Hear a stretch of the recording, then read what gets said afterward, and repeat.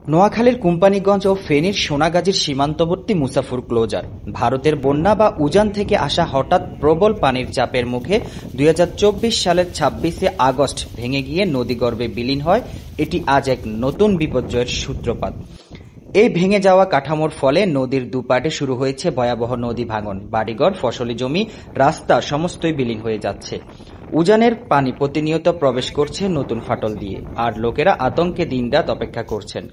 বিশেষজ্ঞরা বলেছেন, যদি এই পরিস্থিতি অব্যাহত থাকে তাহলে ফেনী, সোনাগাজী, মুসাফুরের সবচেয়ে উপকূলীয় এলাকায় এক বৃহৎ অংশই দ্রুত সাগরে নিমজ্জিত হওয়ার আশঙ্কা রয়েছে। স্থানীয় জেলা প্রশাসনের পক্ষ থেকে মুসাফুর ক্লোজার পুনর্নির্মাণের জন্য ২০২৫ সালের আগস্ট বা সেপ্টেম্বরকে লক্ষ্য করে কাজ শুরু করার ঘোষণা এসেছে।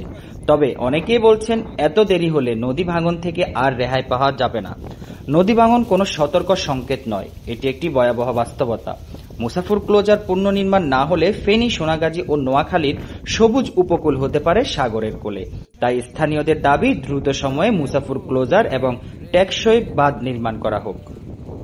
The friendship tours and travels, visa processing ও বিমানের টিকিট ক্রয়ে আপনার আস্থার প্রতিষ্ঠান।